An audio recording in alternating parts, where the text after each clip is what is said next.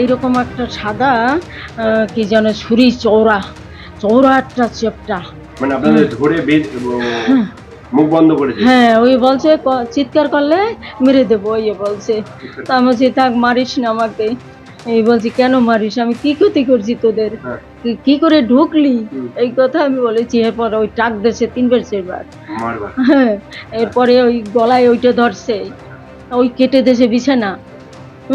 কি কি নিয়েছে আপনার এখান থেকে? সব নেছে, সোনা টোনা, আমার বৌমার কিচ্ছু নেই। এই দেখেন আমার এই ডানেছে, খুলে হাতের ডানেছে, গলার ডানেছে, আংটি দুটা নেছে, আমার সব। একবার আলমারিতে বৌমা কিচ্ছু নাই।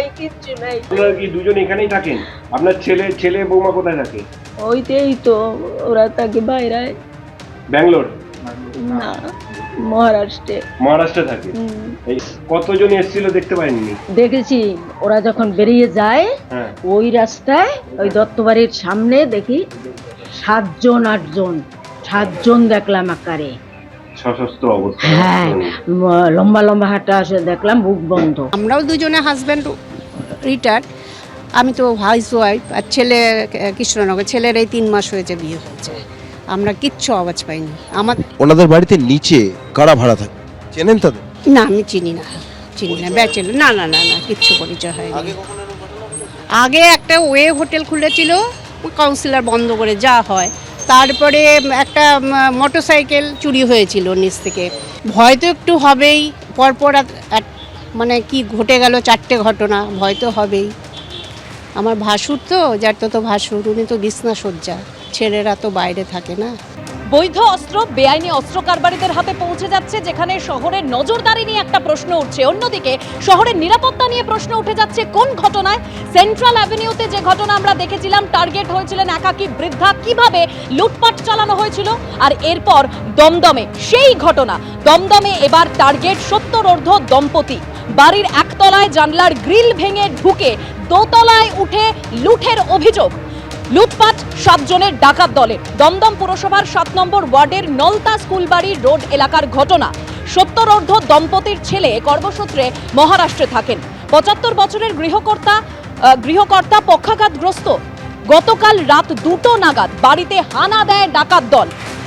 ভাড়াটে না থাকার সুযোগে একতলার জানলার গ্রিল কেটে ভিতরে ঢুকে যায় তারা। এরপর গৃহকর্ত্রীর গলায় ছুরি ঠেকিয়ে মুখ চেপে ধরে খুনের হুমকি দিয়ে তারা লুটপাট চালায়।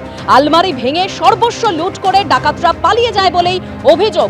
সিসি ক্যামেরায় ধরা পড়েছে হেলমেট পরা ডাকাতদের বাড়িতে ঢোকার ছবি। সেই ছবি আপনাদের সামনে রেখেছি।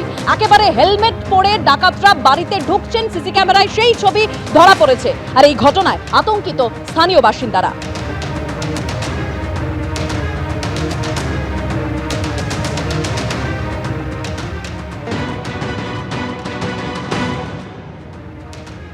এই যে দেখা যাচ্ছে যে গ্রিল, সেই গ্রিলটি ভেঙে তারপরে এই বাড়ির ভিতর প্রবেশ করে ওই দুষ্কৃতী দল এবং তারপর ঘরে গিয়ে অবাধে লুটপাট চালায়। কিন্তু এখন প্রশ্ন হচ্ছে, এই যে ভাড়াটে এই ঘরে থাকতেন, গতকাল রাতে অপারেশনের সময় এই ভাড়াটে এই ঘরে ছিলেন না, সেই তথ্য দুষ্কৃতীরা কিভাবে পেল? এবং সবথেকে বড় কথা, এই বৃদ্ধা যে বাড়িতে একা থাকেন এবং তাদের কাছ থেকে কী পাওয়া যেতে পারে, সেই তথ্যই বা ওই দুষ্কৃতীদের হাতে গেল কী করে? এই সব প্রশ্নই কিন্তু ভাবাচ্ছে তদন্তকারীদের। আর সে কারণেই পুলিশ এই বাড়ির যারা ভাড়াটে তাদেরকে যেমন জিজ্ঞাসাবাদ করছে, তার পাশাপাশি প্রতিবেশীদেরও জিজ্ঞাসাবাদ করা হচ্ছে এবং এই বাড়িতে যাদের আসা যাওয়া ছিল প্রত্যেককেই জিজ্ঞাসাবাদ করা হচ্ছে। সেন্ট্রাল এভিনিউর ঘটনায় কলকাতার পুলিশ কমিশনার জানিয়েছিলেন যে পুলিশ সন্দেহ করছে পরিচিত কেউ এর নেপথ্যে রয়েছে, যারা দুষ্কৃতীদের কাছে সমস্ত তথ্য সরবরাহ করেছে। এবং দমদমের ঘটনার ক্ষেত্রেও কিন্তু সেই সম্ভাবনাই বারবার দাঁড়া বাঁধতে শুরু করছে। তদন্তকারীরা মনে করছেন যে এই সমস্ত তথ্য, অর্থাৎ কোন পথ দিয়ে বাড়িতে ঢুকতে হবে এবং কোন পথ দিয়ে বেরোতে হবে এবং বৃদ্ধ দম্পতির কাছে কী আছে, সেই সমস্ত তথ্য ওই দুষ্কৃতীদের হাতে আগে থেকেই ছিল, যে কারণে তারা অত্যন্ত সূক্ষ্মভাবেই অপারেশন চালিয়ে এখান থেকে বেরিয়ে যায়। কিন্তু গোটা এলাকার সিসি ক্যামেরার ফুটেজ পুলিশ সংগ্রহ করছে এবং এই দুষ্কৃতীরা কোথা থেকে এসেছিল, কোথায় এসে সংঘবদ্ধ হয়েছিল এবং তারপরে সেই অপারেশন চালালো, সমস্ত তথ্যই তারা জানার চেষ্টা করছে।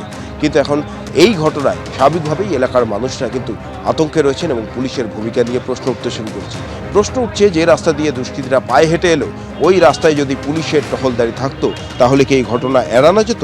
স্থানীয় বাসিন্দারা সেই প্রশ্নই তুলছে।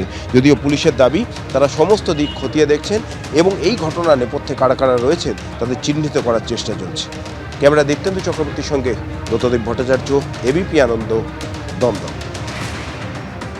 দমদমের যে ঘটনা ঘটেছে সেই ঘটনার পর আতঙ্কিত স্থানীয় বাসিন্দারা। আমরা সেন্ট্রাল অ্যাভিনিউর ঘটনা দেখেছিলাম, কিভাবে টার্গেট হয়েছিলেন একাকী বৃদ্ধা, কিভাবে লুটপাট চালানো হয়েছিল।